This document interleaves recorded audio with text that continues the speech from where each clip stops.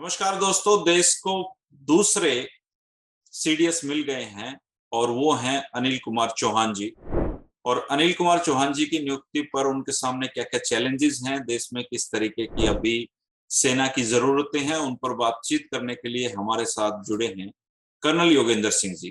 Colonel Yogendra Singh ji वार historian हैं, काफी किताबें वो लिख चुके हैं। कर्नल साहब, आपका स्वागत है। Thank you. सबसे पहले तो कर्नल साहब ये बताइए कि बहुत ही दुखद परिस्थितियों में सीडीएस बिपिन रावत जी हमारे बीच से चले गए थे, तो अब दूसरे सीडीएस उनको बनाया गया है, अनिल कुमार चौहान जी को। आप अनिल कुमार चौहान जी के बारे में क्या हमें बता सकते हैं? अनिल चौहान मिलिट्री सर्विस में मेरे से 1 साल जूनियर थे। हम जून 1980 में कमीशन हुए थे, वो जून 1981 में कमीशन हुए जी वो कमीशन हुए थे 11 गुरखा राइफल्स में। जी और एक बड़ा शानदार कैरियर उनका रहा है। और जो वो पिछले साल रिटायर हुए थे मई में जी ईस्टर्न आर्मी कमांडर के तौर पे। ईस्टर्न कमांड, जैसा कि आप जानते हैं, भारत की 2 कमांडों में से प्रमुख कमांड है जो तिब्बत बॉर्डर पे का देखभाल करती है। चाइना के विरुद्ध वहां पे वो डिप्लॉयड है। जी वैसे ये रहने वाले हैं, जैसे अपने पहले वाले सीडीएस बिपिन रावत भी गढ़वाल से, ये भी वहीं से हैं, जी उत्तराखंड से। जी मेरे ख्याल में सभी जनरल जो इस रैंक पे रिटायर होते हैं वो सभी काबिल होते हैं जी सीडीएस बनने के। ये गवर्नमेंट का अपना प्रेरोगेटिव है, उनका अपना विशेषाधिकार है कि वो किसके अंदर ज्यादा भरोसा दिखाते हैं। तो उन्होंने, पर जहां तक अनिल चौहान, जनरल अनिल चौहान का सवाल है, वो अपना काम बखूबी करें। अच्छा सर, अभी देश में जो जरूरतें हैं सेना की, सीडीएस को अपॉइंट ही इसलिए किया गया था कि तीनों सेनाओं को जो कमांड कर सकें।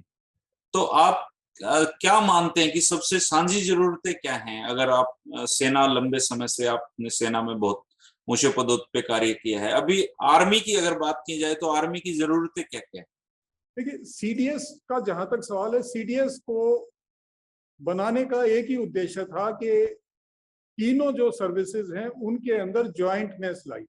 जी युद्ध जो है वो कभी अकेला नहीं लड़ा जा सकता। युद्ध के अंदर आर्मी, एयरफोर्स, नेवी तीनों मिलके काम करें तभी अच्छा काम होगा, विजय हासिल होगी। तो ये हमारे जितने भी पहले युद्ध हुए थे उनके बाद जो भी इसके बारे में विश्लेषण हुए थे, उनमें से एक बात निकल के आई थी कि हमें एक कमांडर चाहिए जो तीनों के एफर्ट्स को डायरेक्ट करे। अच्छा इसलिए सीडीएस बना। जी तो सीडीएस के पास शुरू दिन से मुख्य चुनौती जो रही है, जो अभी तक पूरी एड्रेस नहीं हुई है, वो है तीनों सेनाओं को इकट्ठे लाने का, जिसको अच्छा हम कई बार थिएटराइजेशन का, जब हम अपनी फौजी लैंग्वेज में बात करते हैं तो थिएटराइजेशन। जी थिएटराइजेशन मतलब एक जो फ्रंट है उसके ऊपर जो सेना के तीनों सेनाएं हैं उनका जो भी है वो सब एक कमांडर के नीचे है। जैसे पाकिस्तान के खिलाफ एक फ्रंट हो, एक थिएटर हो, चाइना के खिलाफ एक थिएटर हो, इसी तरह जो हिंद महासागर, बे ऑफ बंगाल वाला एरिया, उसका एक थिएटर हो। और तो ये जो है थिएटराइजेशन बिपिन रावत के समय से कोशिश चल रही थी, लेकिन वो अब तक हुआ नहीं है। तो सबसे बड़ा इनके पास चैलेंज था वो। अच्छा दूसरा बड़ा चैलेंज था कि मॉडर्नाइजेशन। जी जैसा कि आपको पता है, हमारा जो बजट है वो पिछले लगभग 20 साल से, मैं कहूँगा, डिफेंस को ऐसा मिलना चाहिए वो नहीं मिलता। जी से ऐसे हैं जो पहलू जिनके ऊपर उतना ध्यान नहीं दिया गया। पहले बात हुई थी अम्युनिशन शॉर्टेज की। अम्युनिशन शॉर्टेज मतलब देश के पास एक लेवल का अम्युनिशन होना चाहिए, अगर उससे कम जाता है तो वो लंबी लड़ाई लड़ने में असमर्थ हो जाता है। जी तो इन चीजों पर भी उनको ध्यान देना था। अब सरकार ने उनकी झोली में एक और चीज डाल दी है, वो है अग्निवीर स्कीम को लागू कराना। जी तो अग्निवीर स्कीम को लागू कराना भी अब सीडीएस के हाथ में आ गया है।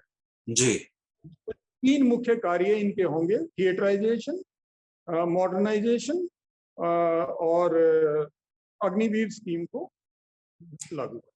अग्निवीर स्कीम तो सर लागू तो देश में हो ही रही है धीरे धीरे, लेकिन अग्निवीर के परिणाम आने बाकी हैं, तो अभी ये देखना होगा। लागू मुझे नहीं लगता अभी स्कीम शुरू हुई है।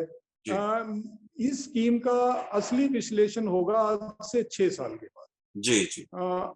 एक जो मैनेजमेंट का ना एक बड़ा उसूल है, जिस समय किसी भी समाज में भी लागू होता है, ये कंपनी पे भी लागू होता है, फौज पे भी लागू होता है, जब 60% उसकी जनसंख्या एक किस्म की हो जाए तो बाकी 40% को भी उसी हिसाब का हो जाना पड़ता है। जी जी। तो ये जो 60% है ये पहुंचेगा आज से 4 साल के बाद। अच्छा। उसके बाद 2 साल हमें लगेंगे उसके परिणामों को देखना और उनका विश्लेषण करने का। जी जी। तो अग्निवीर को मैं अभी तक एक कंफर्म स्कीम नहीं मानता हूँ। ये कंफर्म होएगी अगर ये कामयाब होती है 6 साल के बाद। और ये बात मेरे ख्याल में चाहे हल्के से सुर में सरकार ने भी मानी है कि भाई इसके अंदर वो मॉडिफाई करेंगे अगर जरूरत पड़ी। और मुझे यकीन है कि ये स्कीम काफी चेंज होएगी, लेकिन 6 साल लगेंगे इसको परिणामों को आने। मतलब आपका कहना कि 3 मुख्य काम हैं जो अनिल चौहान जी को करने होंगे, और चुनौतियां उनके सामने हैं, निश्चित तौर पे हैं। भारत जैसे बड़े देश का तीनों सेनाओं को कमांड करना चुनौतियां रहेंगी। तो आपको अगर उनसे उनके करियर के दौरान आपकी मुलाकात जरूर हुई होगी, कोई बात आप याद कर पा रहे हैं उनके बारे में? कोई डेडिकेटेड ऑफिसर है, अपना काम करता है, मेहनती है और खुश रहता है। खुश रहे। ठीक है जी। हाँ, he is a good man. इसमें कोई ऐसा मतलब सेनाओं की जरूरतों को समझेंगे बेहतर। वो समझ, आर्मी कमांडर रिटायर हुआ है तो उसको अच्छी तरह पता है उनको कि हमें क्या चाहिए, और मेरे ख्याल में वो अपना काम ठीक से करेंगे। अच्छा, एक थोड़ा सा मुश्किल सवाल पूछ लूं सर कि विपिन रावत जी और अनिल कुमार चौहान में से कौन बेटर साबित होगा सीडीएस?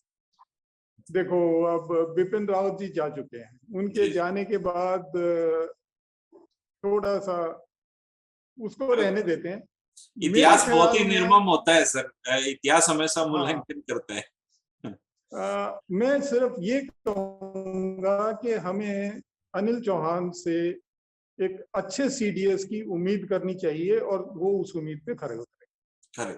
शुक्रिया सर, आपने बहुत महत्वपूर्ण जानकारियां दी हैं, और मैं उम्मीद करता हूं कि वो जो तीनों चुनौतियां आपने बताई हैं, अनिल चौहान जी सेना और आर्मी और नेवी की जरूरतों को पूरा करने की कोशिश करेंगे और हम एक बेहतर सीडीएस साबित होंगे। शुक्रिया आपसे बातचीत करने के लिए सर। Thank you.